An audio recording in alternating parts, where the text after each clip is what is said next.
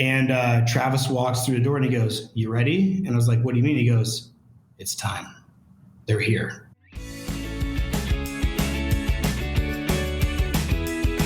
Welcome to the Exploring Washington State podcast. Here's your host, Scott Cowan. Today, my guest is Chef Chad White. Chad, welcome to the Exploring Washington State podcast. Thank you so much for having me. I'm really excited to be on this. So am I. This is going to be fun. So can you get our audience up to speed? You're from Spokane.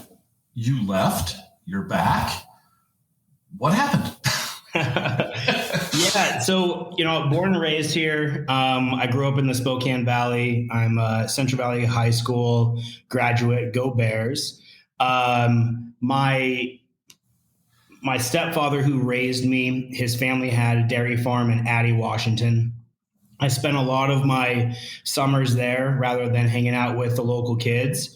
And early on just kind of generated a strong work ethic. I would say that my uncles and my grandfather and my stepfather would disagree with that wholeheartedly back then. Okay, back then. Okay. But they were definitely planting seeds and pushing me along the way, and I was kicking back really hard. So I, graduated from high school in 2001. 9/11 took place right after I graduated high school.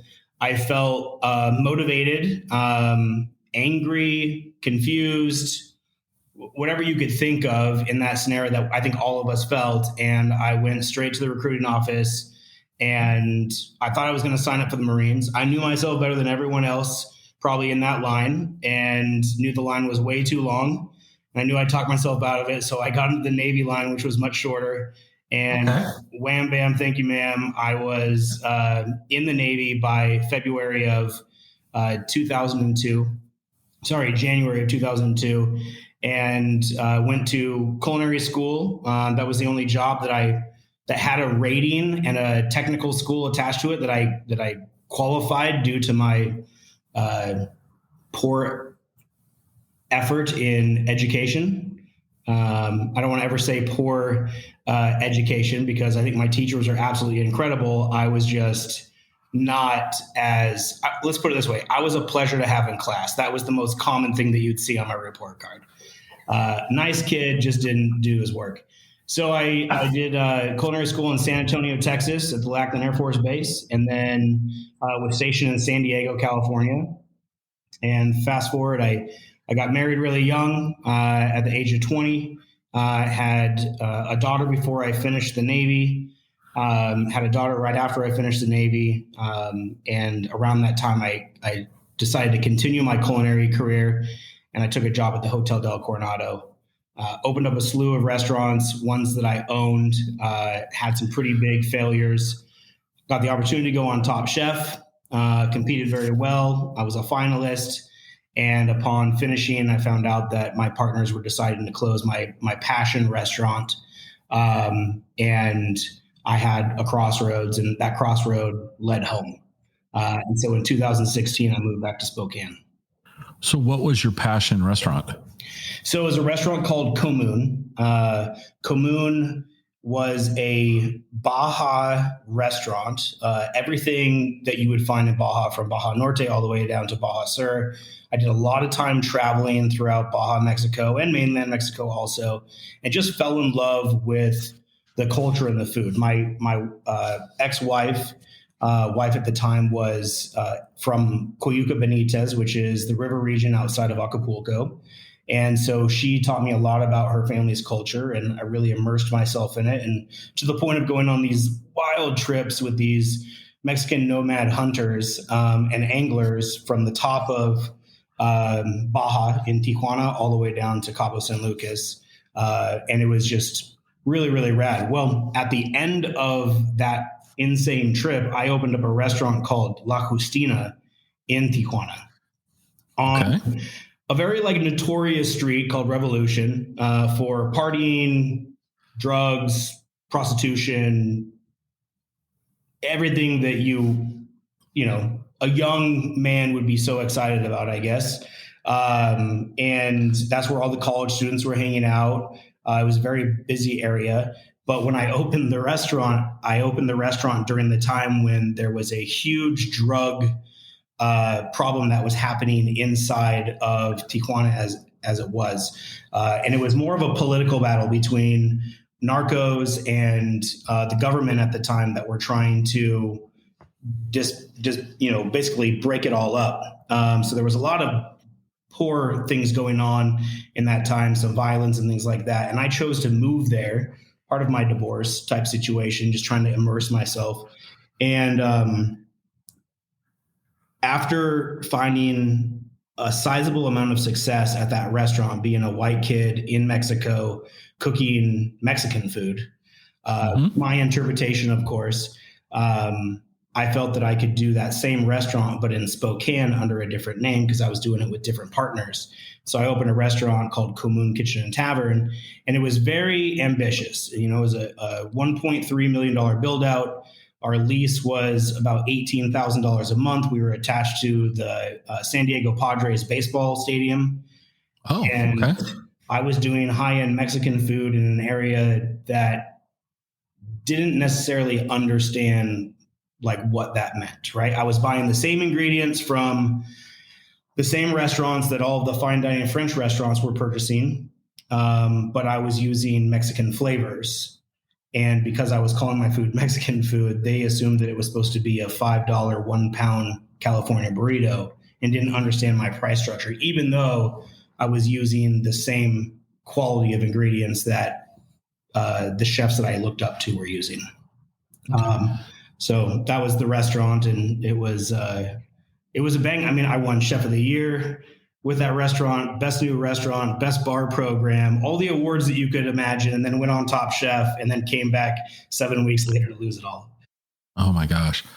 So this is not really related to food. This is more of a business question. Mm-hmm. So sorry, here's something from left field. How was it a Caucasian American opened a restaurant in Mexico? Was that more complicated or was it easy? I mean, how is it to open a company in a foreign country? Well, for me, it was far easier because I was not very intelligent as a businessman back then. Okay. So I didn't necessarily open a business legally, right? I partnered with Mexican nationals. They built the business through a real license, and then I was an operator and I got paid to operate. And, they got me an apartment in TJ. I would find cash underneath my door in the form of pesos, never crossed it into the United States. I only used the money for my leisure in Mexico. Mm-hmm. So in all reality, I didn't own even a percentage of the company legally. I didn't have an FM license. I didn't, I wasn't a resident of Baja, but they were using my name and likeness to bring attention to the project. And these guys were well-known guys in the nightclub industry. Their parents were doctors, so they had the funding and whatnot, and then they were well connected with the community, which made it easy to succeed. Okay. So then you moved back home. Yeah. But I got to ask you one last question. So the Navy, this is my dad was a Navy guy. Uh-huh. And one thing I up until very recently in my life, I never really understood. My dad spent 2 years in the Navy during the Korean War, and he served on the USS Iowa. Okay. And I think that was his defining moment of life. Was we went back when he was in his early 80s. We went down to the Iowa, my son and I and my dad, we took a tour of the Iowa with him, and my dad at that stage of his life, he wasn't in particularly good health. Mm-hmm. And he ran up and down the ladders on that ship like he was 18 years old again. It was amazing to watch. Right. But he always talked about the Navy. And then he always talked about SOS. Shit on a single.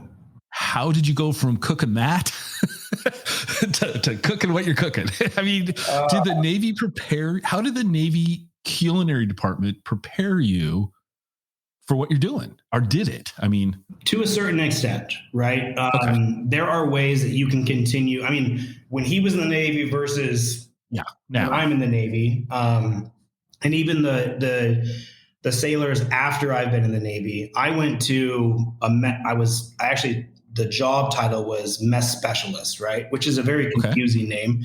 Our responsibility is to manage the messes, right? The dining halls. And that could be from general mess, which is all like low level enlisted, to then go into chief's mess, which is all chiefs and senior chiefs, right? And then you can go to the wardroom, and you can dine there, and it's the people who are dining there is either like warrant officers, right? Mm-hmm. So enlisted men who turned into officers, men and women, and then commissioned officers who went to officer candidate school, basically a 4-year college to become a career naval officer, right? Right. And then you have captain's mess, and then flag mess, which is where your admirals and whatnot are dining. Right. And obviously, you're not really having a flag mess on a small ship. That's usually just going to be on an aircraft carrier, unless it's a fleet vessel. So there were opportunities for me to have greater education in culinary arts, advanced culinary arts training, if you will, along the way. And I did take advantage of that as I was able to. But yeah, there was things in the Navy, chicken a la king, and macaroni or chili mac, your standard stuff like that. I don't even think we served SOS, but like one or two times, right? Because it's not good for you. No, it's not. And by the time that I had gotten into the Navy, they were making this big change as to how they were providing nutrition in a way that helped sailors reach the best performance that they could provide. Okay. Right. And just different human beings back then versus right. Now. Oh yeah. No, he served in the Korean conflict, and so it was wartime, and but anyway, I chuckle because that's my connection to the Navy is that through my father from that'd be 70 years ago, Yeah.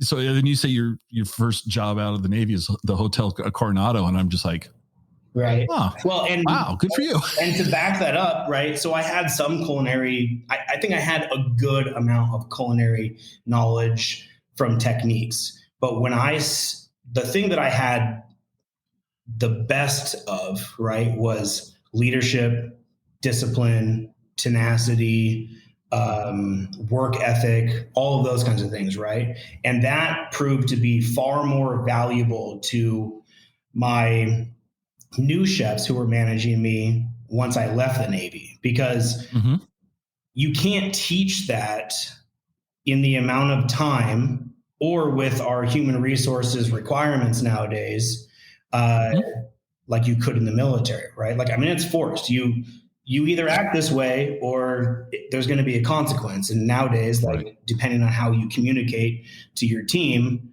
and our industry specifically, especially as chefs in the kitchen, there's that saying, if you can't take the heat, get out, right? It still applies a little bit, right? Like, our kitchens are a little bit cutthroat. They're a little bit more difficult than your 9-to-5 corporate style environments. And I think that we're slowly getting into a better place. I know, at least on my team, how I coach is very different. But a lot of the kids that had the best talent on the teams outside of the Navy at the Hotel Del they had the worst work ethic ever. And they were sabotaging, and they're trying to climb this ladder, but at the same time they're trying to sniper somebody out in the walk-in in the midst of it all. And so I didn't buy into a lot of that BS. I dove in and wanted to learn, because at that moment, that's all I wanted to be, was a chef. Right. Okay. So let's flash forward now. Now you move back to Spokane. nothing changed, right? Spokane was exactly the same as when you left it. Oh, Nothing. a lot had changed, but but yes, it was still very familiar. Right. You know, Spokane is. Oh, I won't bore you with my thoughts on Spokane. I'll just say that it's become. Growing up, I never thought much of Spokane. Mm-hmm. Growing up on the west side, there was this disdain for Spokane. And I'll tell you what, we live in Wenatchee now, so I live in the middle of the state. I can get to Spokane just as easily as I can get to Seattle. 9 times out of 10, we'll go to Spokane. Wow. It's just, we'd go see bands play at the First Interstate. Mm-hmm. Was it Plaza Center, whatever it's called, right? Okay. And then 7 minutes after the concert's over, we're in the bar at the Davenport right across the street. Right. I love that. People are friendly. It's a cool town. People are really friendly here. Yeah. Really. So friendly. And I don't know that it was maybe that case when you were growing up. Maybe it was, maybe just, but now we're dealing with Spokane now. So you come home.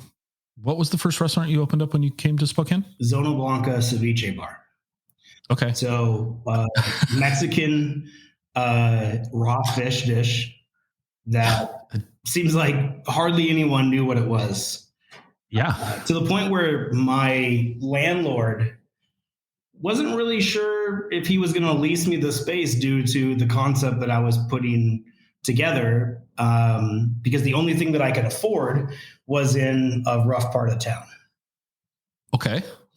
Leaving San Diego, closing a restaurant, learning a valuable lesson in business of don't sign checks you can't cash, right? Mm-hmm. Like I signed personal guarantees on stuff I should not have because I wasn't the individual that had the finances, my partner. Gotcha. And I got stuck with the bill when they decided to close the restaurant and not pay their bill. So I was sued. I was sued for money that I hadn't made accumulatively in 3 years. So it was very scary. So I couldn't open up this like glorious restaurant. Chad White returns from, being in the Navy, on Top Chef, right? Like, I mean, it was an interesting thing moving back here because I landed in Spokane and within 4 hours of landing, I had a reporter on my doorstep.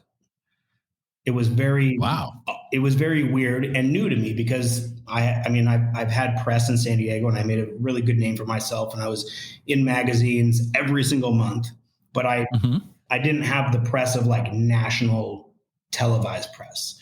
So it was this weird, like I had to learn a lot about myself. And so I opened a restaurant on Madison in between 1st and 2nd Avenue and right next to a shelter. So there was a lot of activity around, right? Mm-hmm. And being in Tijuana and certain parts of San Diego, I was used to that. And it didn't bother me at all. But some of the clients that we had when we first opened up Zona Blanca were like, clinching purses and I don't know if I want to park my car here. Like there was a lot of activity on that street, whether it was possibly drugs, whether it was just homeless people, whether it was whatever you want to call it. It just was uncomfortable for some people. And so we had some uphill battles to climb in making guests feel welcome without alienating our neighbors, right? Because there's nothing I can do about that. And I'm also not the type of person to go out and spray down sidewalks, if you know what I mean. Right. It's not in my nature. And quite frankly, we tried to do the best that we could as being neighbors and provide meals where we could. So yeah, it was just a really big uphill battle. And our restaurant, the entire space of our kitchen itself was 400 square feet. And it was tucked in the back of a dive bar called Steel Barrel Tap Room, which was really cool and young operators. And there was an incubator brewery attached to it. So they were trying to bring up this beer culture and giving young brewers who had a dream that were home brewing and the opportunity to get on a smaller level brewing system to build their product and get their stuff out in front of the community and then go off and do their own thing.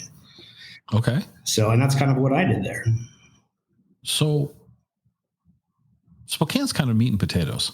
Yes. And you're serving raw fish. Raw fish. How did you spread the word? What did you do to get people to come in? How did you sell this, if you will? I mean, I was pretty lucky in all reality, right? Coming off of a nationalized television show. While I think the last episodes, if not close to the last episodes, were still airing when I opened up Zona Blanca. Oh, okay. So okay. I moved here December of 2015, and I opened up Zona Blanca May of 2016.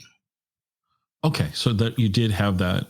The show was still, you were fresh in people's memories. Absolutely. And when I got here, I was working, right? Like I was already, the thing about our industry is we get contacted a lot for charity. So I got to work right away. One, I reached out to the biggest players in Spokane at the time, Jeremy Hansen that had Sante and a slew of other restaurants, Tony Brown with Ruins and Stella's and Red Band and Hunt and Ivan, Adam Hegstad with his group, and then Durkins with Deb and Ben, and just started doing pop-up dinners with like the like relationship of saying, I don't want anything from you guys. I just want to become friends and understand what this city is like, because I'm unfamiliar at this point. I know where I grew up, but I don't talk to the same people I talked to when I was 17, 18, 19 years old. And I didn't visit a lot because I had a family early. So I didn't know anything about the city. And every time a reporter would call up, I'd answer. Every time somebody would call up, let's say it's the LC Booster Club wanted to do a thing, then I would donate a dinner for 10 people, and it would go for $3,000-$4,000, right? And so as soon as that one went for that, then I was doing them all over the place, and it wasn't costing me anything but my time, and I was building my popularity among the city before I put a restaurant open. So that was it. And then I also realized there was a lot of sushi restaurants in Spokane. So you can eat Japanese raw fish, you better be able to eat some Mexican raw fish. Well, where are you getting your fish from? A lot of our stuff is flown in just from different places. So our tuna coming from Hawaii, our octopus coming from Spain. Here now, we have lobster coming from Maine and British Columbia, shrimp coming from Mazatlan, which is, in my opinion, the shrimping capital of all of Mexico, if not some of the best shrimp in the world. And so I was pulling food and product from places that I was already familiar with, doing business in San Diego for the last decade. So they're flying stuff into Spokane International Airport. You're going and picking up a case of tuna from Alaska Airlines. Super easy. And a lot of places, like Foods in Season out of Oregon, Taylor Shellfish Farms, a lot of them just FedEx direct to your door. Sorry, I'm just kind of chuckling, but you're right. Okay. So after this, what was next in your journey? Because we're not done yet. Well, yeah, maintain, right? I had opened up this restaurant, and I opened it up with 2 high school students. Oh wow! A girl named Lexi and a girl named Kendra. And how I got to know them was I did a cooking demo at LC for their Pro Start program, which now I head up that program for the east side of the state with the Washington Hospitality Association. I'm the education chair. And so I got to know them through that program, and their father was a big, their father was a big fan of mine. He worked with P&W Co-op, which was a program that was with lentils and garbanzo beans and all that stuff that were coming out of the Palouse. And so they came to work for me, and we worked our tails off, two miners and myself, and in a dive bar. In a dive bar, yeah. And it was wild. It was really, really exciting, and it was very hard work, and we weren't doing it easy. We weren't cutting any corners. We were doing it right. And it was the first time that I owned a business all on my own without anyone attached to it. We almost paid off the entire business in the first 6 months, which was really exciting. I mean, granted, we only spent $40,000 to open it. So, but for still, somebody coming off of getting sued, that was a hard thing to do for me. But then, so we stayed our course for about 2.5 years, and my landlord really believed in me, Chris Batten and his wife, Ivy Batten from RenCorp. They saw the work ethic. They saw the discipline. They noticed that I wasn't going to give up. And I had some bumps and bruises along the way, and they helped me through it. And I kept my word. And they started showing me other places and said, do you think that you're ready to do another project? We have some other places that, would likely only cost this much. We'd be willing to carry a note for you. And what do you say? And we decided to open up High Tide Lobster Bar. And we did that in the Skywalk, February. Actually, today is our 2-year anniversary.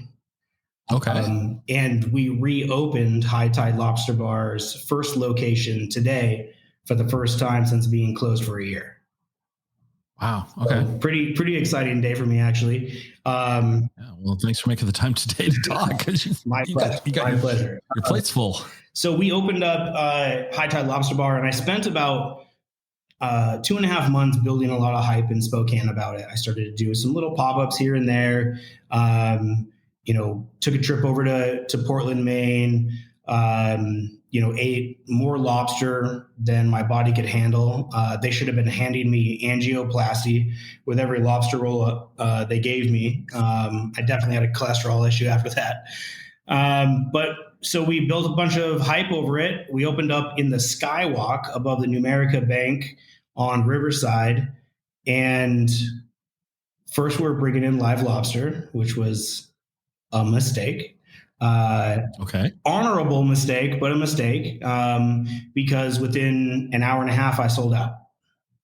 We opened the door, which people in Spokane do not like to be told they can't have what they want. It's not a place that is used to long lines at a chance of getting a meal, right? Very reservation heavy environment, which, not knocking them for that. I just spent a lot more time in different areas where you stood on the street, and if it was raining, snowing, or whatever, and you didn't get a bite to eat, that was the risk you made, and you should have got there earlier, right? We had to have a little bit of grace with Spokane on that, and so we had to close for 2 days to get the next round of lobster in. So I had to make a change very, very quickly. And I flew to Maine and talked to some brokers and gave them the recipe that I was looking for, that I wanted them to replicate it. And I said, what would it cost if you guys, caught your lobster, cooked it according to my recipe, vac sealed, flash froze, and then sent it over to me. And they said, we'll give it a try. This is what it would cost. And I started getting to work with a broadliner. So I contacted Cisco Foods, and I asked them, hey, if I broker a relationship with these guys and I agree to buy X amount, this is the amount that I'm willing to pay. Whatever you can get it for less than that, that's on you. Can we make this work? And so we all got on a call together and worked it out. And now I have lobster that's prepared for me on the East Coast and then flown to me here, so I could keep up with the demand. So I'm going to stop and ask, because what, once again, Lobster Rolls, not necessarily Spokane. What was your inspiration for that? I'm a seafood guy. That's Okay. my career has been around seafood. I have some pretty interesting stories to tell on that. But yeah, I've fallen in love with seafood, which is goofy, right? Meat and potatoes kid. I grew up eating steak all the time, especially having a dairy farm. But then falling in love with seafood while I lived in San Diego. And I just felt like, why can't we have really good quality seafood here? There's a great seafood shop in Coeur d'Alene. Why can't we have a good one here? And the one that we had here closed, within like 2 months of me moving here. So, okay. And I know where and how far seafood travels. A lot of our sea urchin comes from Japan. A lot of our sushi grade fish comes from Japan. It's individually vacuum sealed and frozen at a very, a lot different than how we freeze things, right? They drop it into a liquid that is, like liquid nitro, if you will, and freeze it within just a couple seconds. So you're freezing at the peak of your freshness and things like that. But people hear frozen, they go, "Holy crap! This guy's serving us frozen fish. He doesn't know what he's doing." He's definitely from Spokane, right? And there was a lot of education that I had to provide, and it was really difficult. But for me, it was, why can't we have this here? Okay. All right. So you've got two Lobster Rolls. Mm-hmm. Yeah, we opened the first one February of 2019. And we opened the second one November of 2019. It created a crazy cult following. And I don't know if you're familiar with the Skywalk system, but a little bit, very little. Our first space is located in the New America building. Within a week, we would have lines, and I kid you not, for about 45 days, where the line would start at our space in the New America building. It would cross Stevens into the US Bank building. It would go down the hallway, hang a right, past the escalator, hang another left towards the Skywalk, and then start into the Paulson building. It was crazy. Wow. It was a frenzy. So how many were you serving a day? Once we got everything down, we were serving between 190, and I think our biggest day we sold was like 325 rolls. Wow. Yeah. Okay. It was wild. We would start our day, and we were only serving one kind of lobster roll at the time, and it was our New England. So it was cold lobster, tossed in a tarragon and lemon mayo, and then put in a buttered New England style split top roll. And we would pre-package about 30 minutes before we open our door, 75 of them to get a head start. And we just keep replenishing and replenishing and replenishing. And we were doing this with 3 employees. Okay. And that space was 297 square feet. Okay. It was lobster war. That's what it was. Lobster war. Okay. All right. Now you've got, so what's TT's Old Iron Brewery? So this is kind of a fun, like, full circle conversation. So at the first Zona Blanca, they had the incubator brewery program.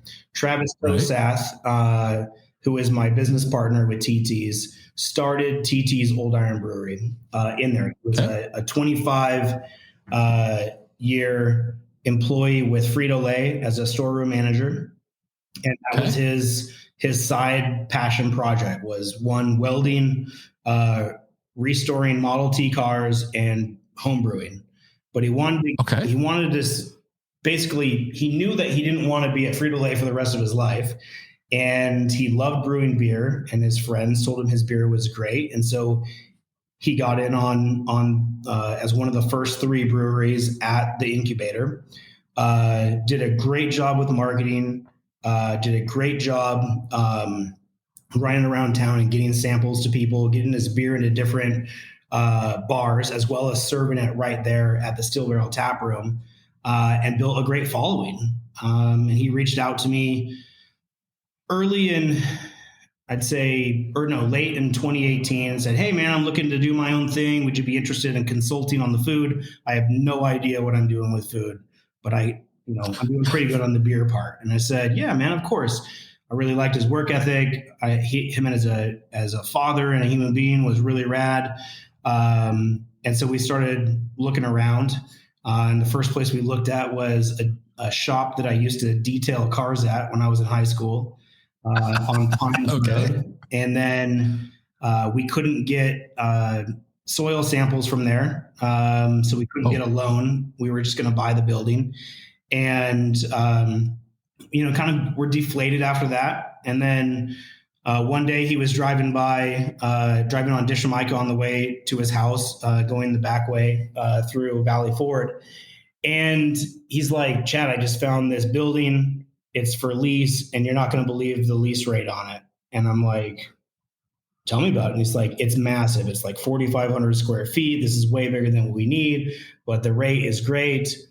You want to come take a look at it?" And I didn't exactly know where he was talking about. And then when I showed up, it was perfect, right? Super nostalgic for me. I went to junior high at Horizon Junior High. That was a quarter mile away from there.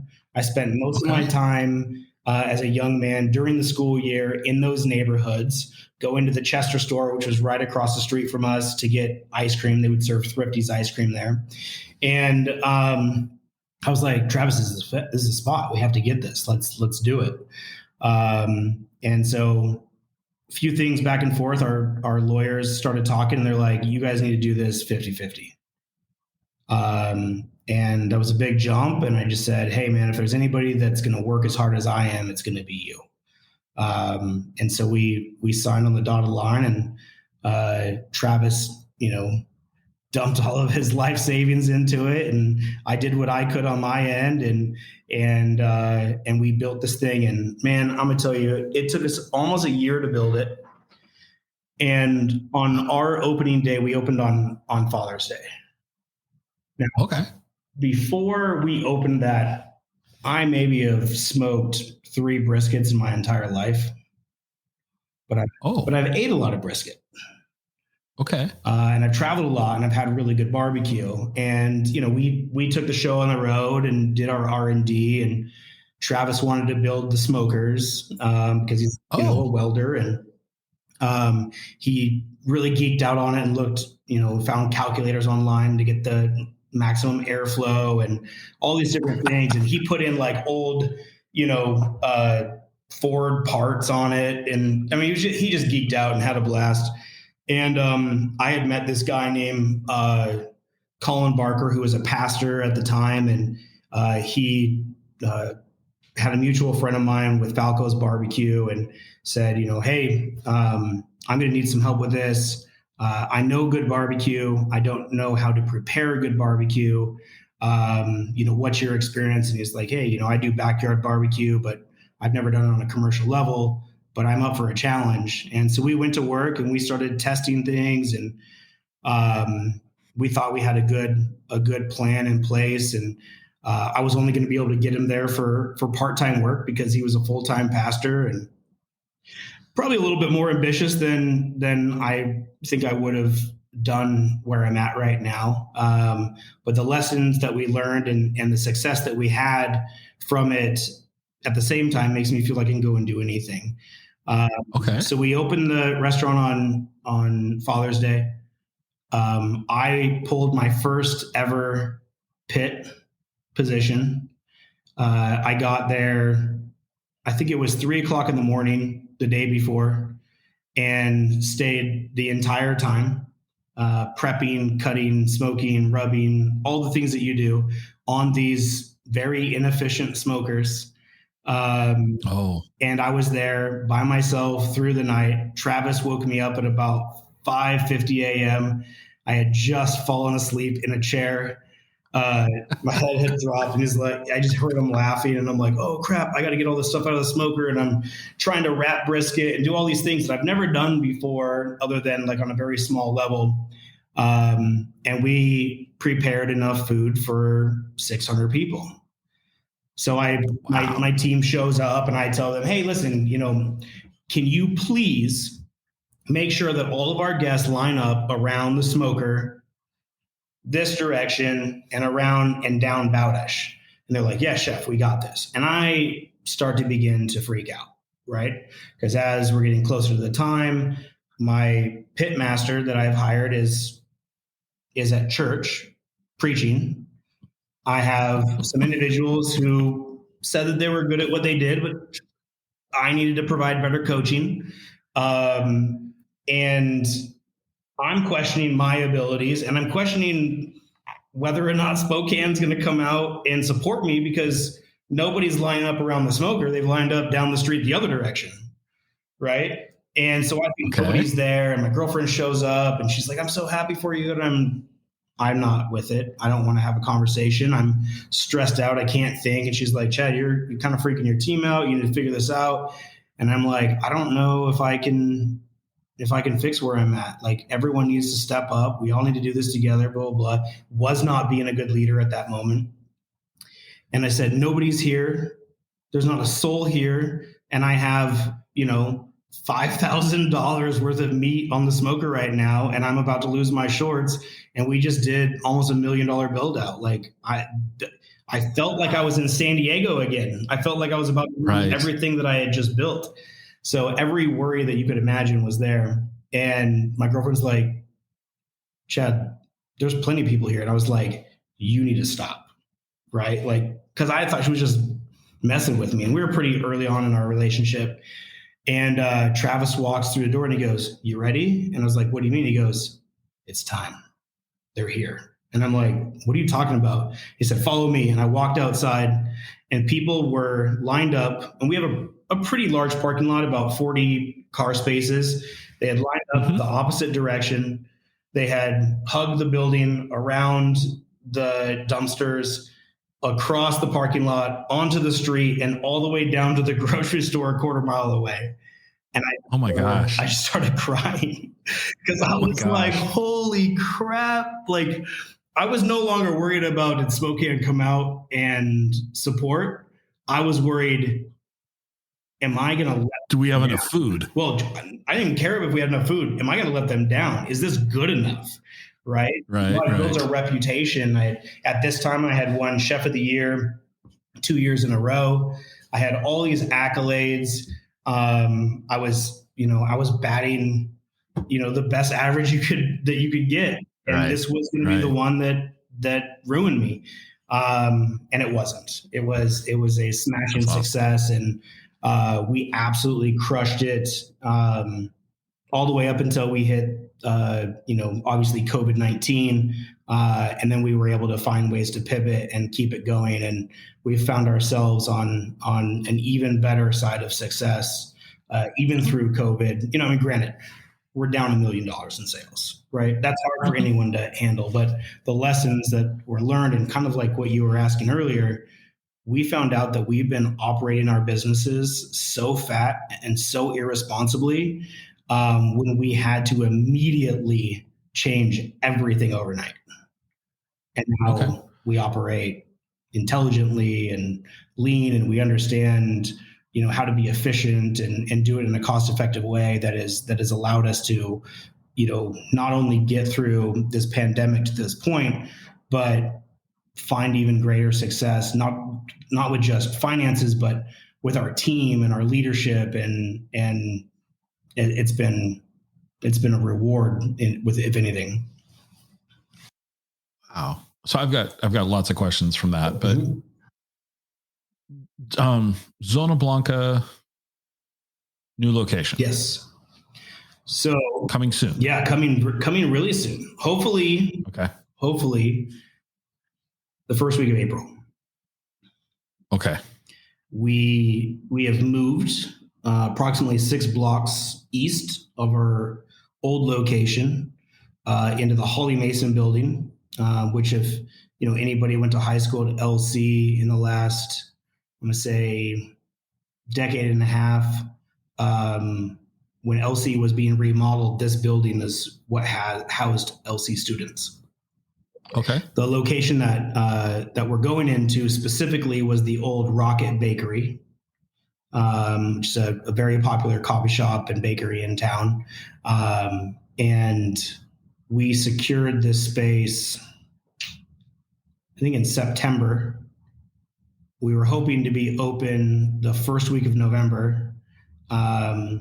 But as all things that have happened in this last couple of months in the last year, that was not in the cards. And we're almost finished with construction and really excited about reopening and the offering that we're going to provide. Zona Blanca was just a ceviche shop with a couple sandwiches and tacos on Tuesdays. And every once in a while we do some things, and I would do private dinners in the back that were, really high end, mostly like pharmaceutical dinners. And now we're going to have an oyster bar and tacos and ceviche and tostadas and entrees and whole lobsters and margaritas and TT's has brewed 2 private label beers for us. So we have those beers on tap and also in cans, and it's going to have a really cool outdoor patio that's going to look like, a mercado in the centers of large Mexican cities, which is going to be really exciting. We brought up chefs from Los Angeles and San Diego.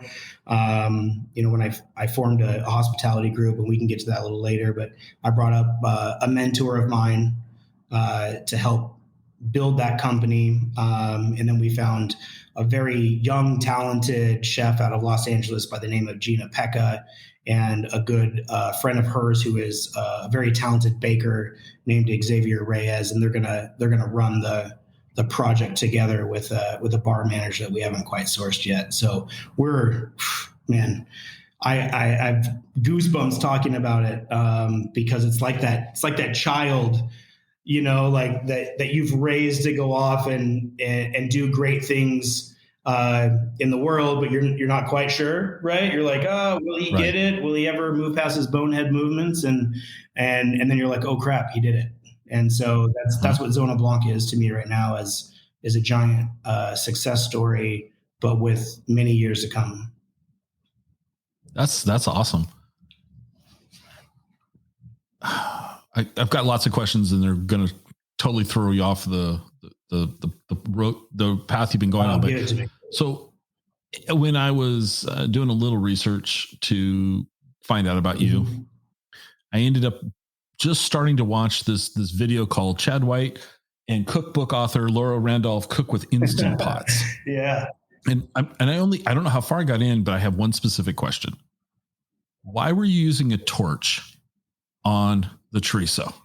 I needed to get smoke. Okay. That caught my, I'm like, what's he doing? and then that's about when you got on the line. So I didn't get any further than that. Yeah. Okay. No, if obviously with the Instant Pots, there's no grill or anything like that. And so using the torch allowed me to render the fat and kind of like turn the fat into smoke, and it perfumed the food. Thank you. I was okay there. So we got a cooking lesson for this episode. There we go.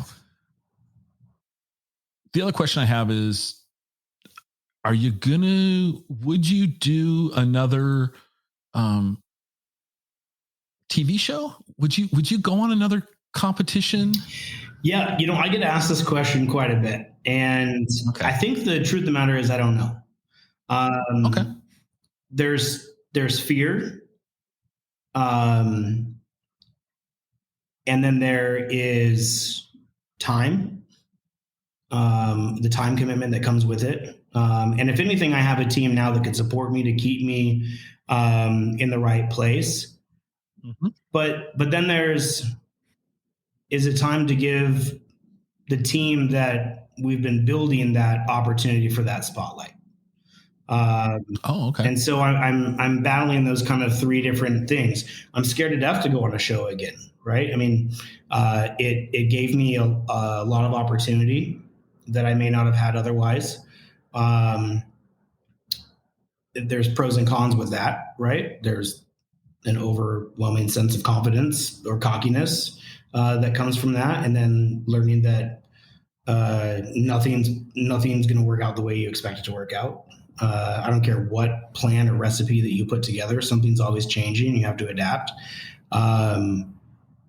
And fear of failure. If I go on the show and I completely botch it, is it going to have an effect on my businesses?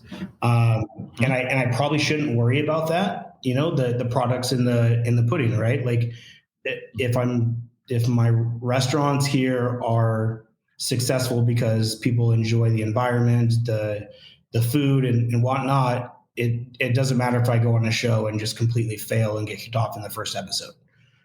Or at least I think it doesn't. I don't know. Well, my opinion, for what it's worth, is I don't think it would matter either. How long did it take to film that show though? How long were you? Finish, I was quarantined, for lack of better terms. We're sequestered for 7 full weeks in Los Angeles. Wow. Okay. So, 2 months, Mm-hmm. 2 months. That's all. No real outside communication, if you will. Everything was for that show. That's a lot of time. Phone calls, one to my kids, one to my business partner, and one to my mentor. That's it. Wow. Okay.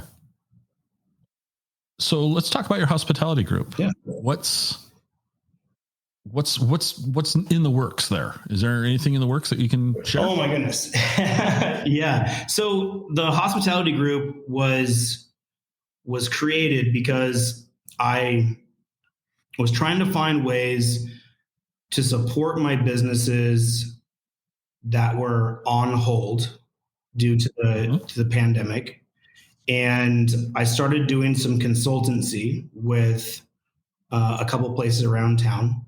One of them being Arborcrest Winery, which is, an iconic winery in Spokane, arguably the most beautiful view you can have in this city, especially at a winery. And they were looking to potentially add food to their establishment, and they didn't really have a lot of space. And so I started, working with them, and I needed to be, I needed to be insured, and I needed to have a company that could bill for the hours. And it wasn't just me, because I didn't want my name to have, to be able to have to pay all the taxes and all those things. And I realized having my name as a sole proprietor in things sometimes puts me in a vulnerable situation, and it wasn't my business. So I wanted to protect myself. So I built an LLC called Chad White Hospitality Group. And I think when I first did it, it was really just about, all right, well, this is going to be a small little consulting thing. I'll do some business consulting. I'll do some social media and marketing consulting. I'll do some restaurant stuff. And then we'll see where it takes it from there. And then I just got a wild hair up my ass. I asked my best friend and mentor, Hannes Cavan, to come up from San Diego and take a look at my different operations, right? And I wanted to hire him as my pitmaster for TTs. Okay. And I had offered him a job, a year ago or a year and a half ago now. And he was just getting ready to open up a barbecue restaurant of his own. And so it just wasn't good timing. And at this time he was like, no, I'm ready. I need a change of pace. Let me come up and take a look at what you're talking about. And I gave him a tour, and he's like, dude, you've been so happy up here. Every time I see you, you're just full of so much life, and I feel like I'm dying down here in San Diego, and I've been here all my life and this and that, but I really need a change of pace. And he was going through some marital things at the time. And so I brought him up, and he's like, I get it. I see it. Like, this is insane, and he was the one that actually moved me here when I first moved up in 2015. So he, I gave him an offer letter while he was driving down. And within like 20 minutes of me sending the offer letter, he said, "I'll be back in 3 weeks." Okay. And then I had to like go, oh crap, I need to make this work. Now you got to do it. I need to make this work. Like this is now it. And when he came up, we built out a kitchen at Arborcrest. We helped their team in a lot of different ways. We put together a really rad Mediterranean menu that he and I had to do a lot of research and development on. And it was very successful, and it landed us Mount Spokane to do business up there. And then we brought on a marketing arm named Wendy Hott, and she had just left the Coeur d'Alene Resort as their events marketing manager. And it just kind of snowballed. It was just like, oh my gosh, like this thing is moving much faster than we expected to. But we're in a good spot on this wave. Let's keep riding it. And then let's start building the team. And I knew like I needed help getting Zona Blanca reopened up. I needed help, managing the team at all the different projects. And Han has had so many years of, he's 51 years old. He's got quite a few years on me, a lot more knowledge, patience and understanding, and a lot more, in my opinion, talent than I have. And so I brought him up and said, dude, I know what I know and I know what I don't know. And you know a lot of shit I don't know. And let's just build this thing. And he started working with every single team member that we had. And we started having, leadership meetings and picking up the pieces that I was leaving behind. And he turned over every single rock, and we just started fine tuning things. And it's been like gasoline to a fire every day since. So that's where that's at. And we have a couple other concepts that we want to launch in the next probably 2 to 3 years. And now it's coming to that point where people are contacting me all the time. Hey, I've got this location. I'd be willing to carry the note or invest or so on and so forth. And, I think the lesson that we've learned this year more than anything is how to say no. That's a really good lesson. It's one that I'm not quite grasped. Yes, I understand. I've heard the theory that it's a really good lesson. Right. How's that? Theory, it's a good lesson. I don't know that I've grasped it either, but that's a really, really, smart position to be in. Because that's kind of what I was going to ask you. So like, what's next? But before we hit record, you got something coming out in a couple of weeks from now at the time of this is being recorded. Why don't you share a little bit about that with us?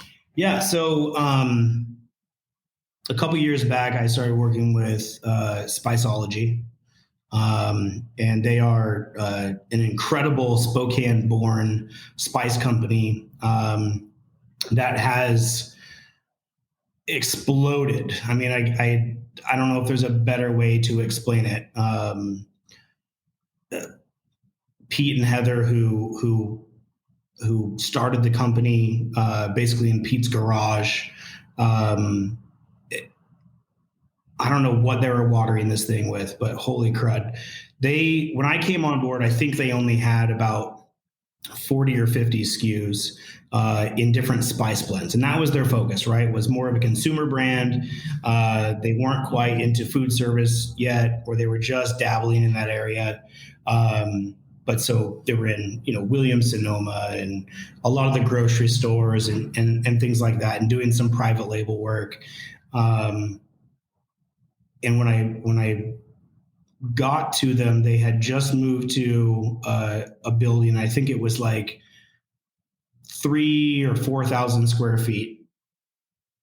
And I worked with them for about 6 or 7 months, helping grow their social media account. I helped them with a merger with True Cooks, which is a cook's clothing lifestyle brand.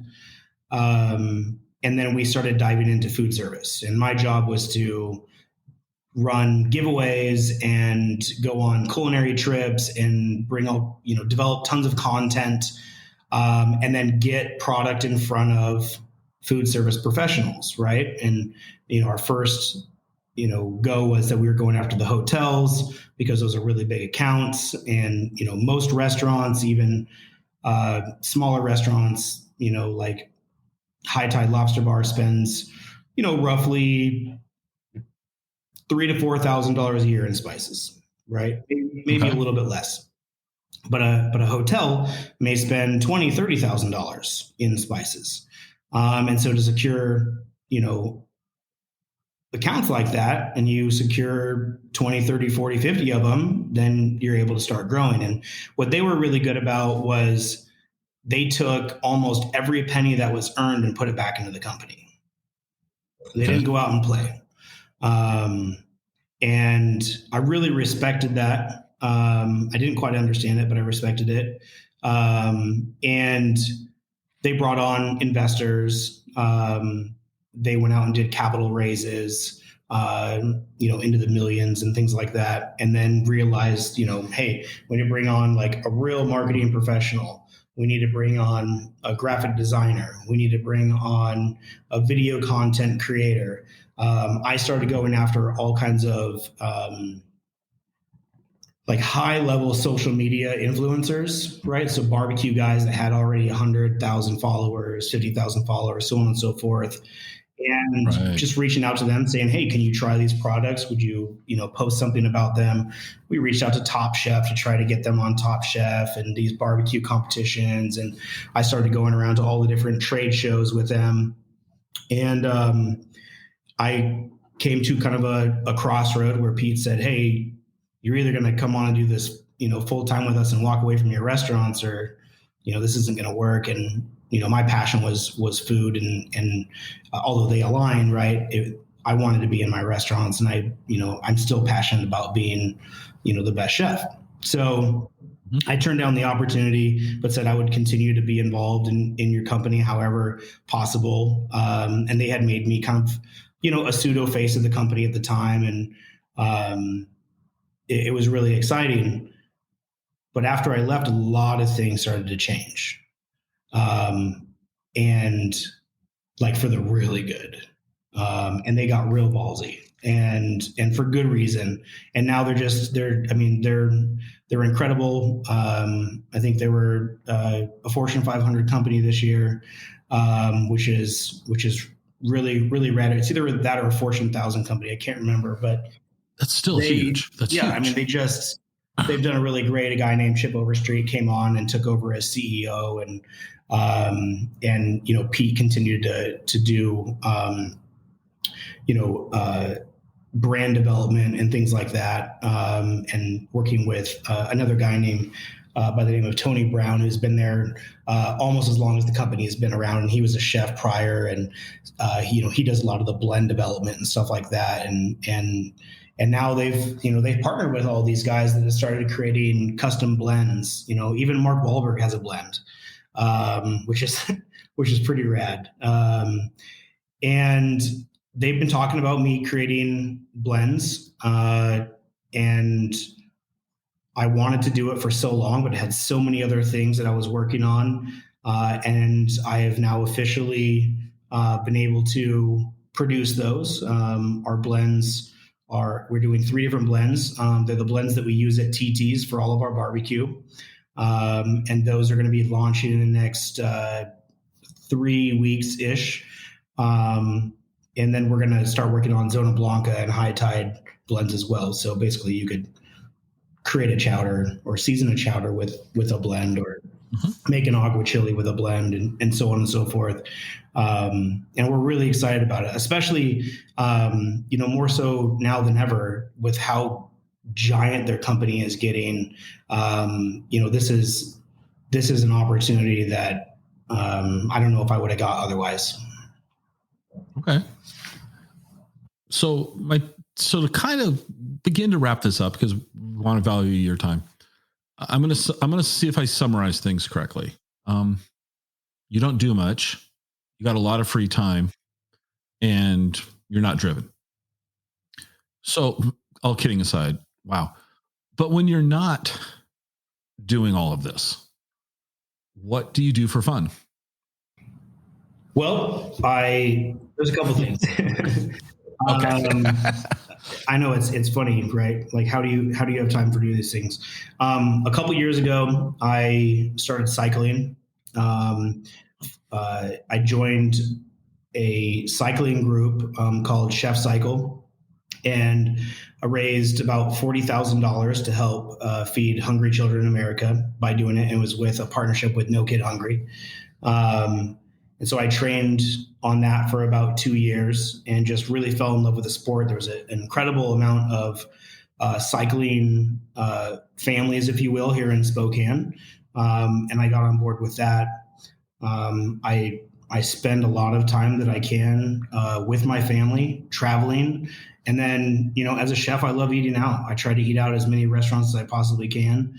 And I'm very involved with charity. During COVID, I helped co-found a organization called Spokane Hospitality Coalition, which you think of like the Washington Hospitality Association as a defensive arm for hospitality industries, right, or businesses. So they help you with tax information, legal fees, HR stuff, rebates, helping you save money, helping you maximize your efficiencies, all these different tools, right? So they're the defensive end. And then we wanted to become the offensive end for our local industry, specifically here in Spokane. And so we do a lot of marketing events that helps drive business to each restaurant that's a part of our group. And it doesn't cost anything for people to be a part of it. They can go to save509.com and they just take a pledge. We understand a lot of people have different opinions of how to operate and things like that, but we understand as business owners in this industry, it's in our best interest that we protect not only our guests but our staff as well. And so we ask them 3 simple questions or requests of just to follow the rules. Whatever the rules are that are out there, let's follow them, and let's keep our guests and our families safe, right? Because our staff are our families. We spend more time with our team than we ever do with our actual families at home. So yeah, those are the things that I do on my spare time. I just got engaged. Congratulations. Like a week ago.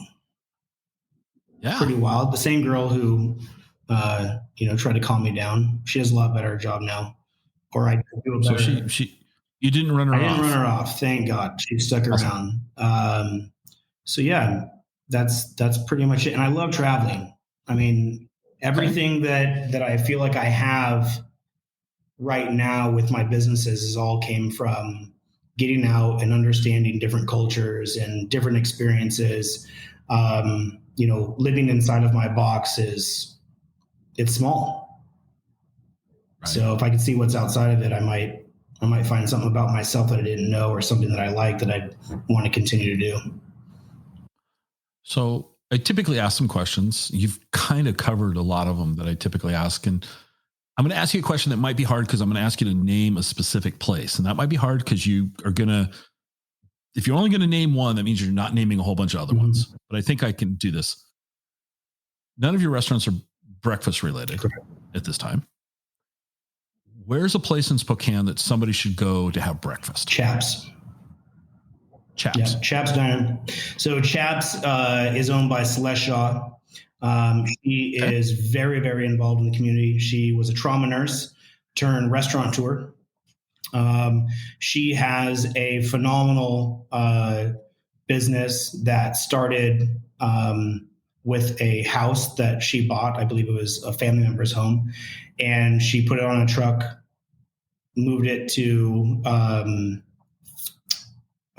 where is it located off of? Man, I don't know why I can't think right now, but moved it to this neighborhood off of the 95 and built a restaurant and a bakery and cooked a lot of her grandmother's recipes. And over the time that I've been here, she has remodeled and built it out and it's wild. This woman has such a giant heart and so involved in the community that when COVID shut her down, she did her grandmother's oatmeal. And I kid you not, that she's about a mile away from the highway.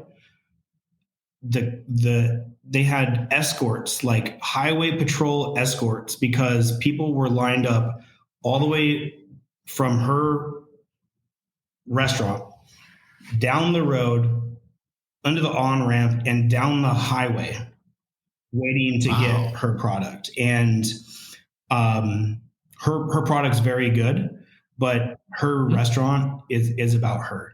You show up to her place and she recognizes you. She hugs you with the most insane, embracing, warm hug, and just loves you until you walk out that door. Or until you return, and it's phenomenal. And personally, there are great breakfast places in this city, no doubt about it. But that is the place. She has a maple pecan scone that'll blow your mind.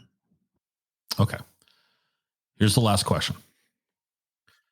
Somebody's coming to Spokane for the first time. This is going to be a tough question. I'm warning you, you're not going to like this question. They're committed to eating at one of your restaurants. They've never been to Spokane before. They've never eaten your food before. Which one of your three do you make them go to? I love all of my kids. Yep, I know. But that kid is the reason I have all the other ones. Right? Okay. All right. That's a very cool answer. Zona Blanca is... I'm so passionate about it. I'm so excited to reopen this.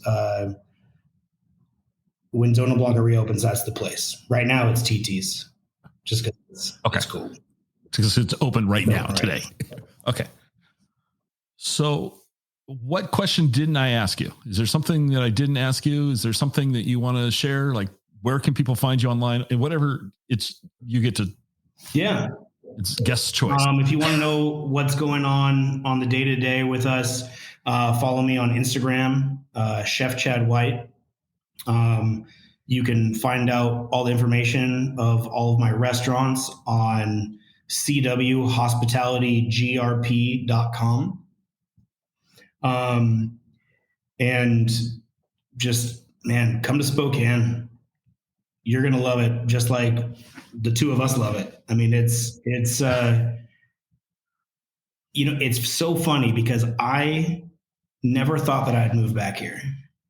And I am so glad I did. Not because of the success that I have. I truly love this city and the community. And this community, specifically right now during this pandemic, has shown that it is the best community in the country. It blows my mind how loving, caring people are, and how many will lay their coat down for someone to walk over a puddle. Wow. Well, thank you so much for being on this episode, and I'm looking forward to your future success. Thank you so much. I appreciate you having me. It's been a good talk. All right.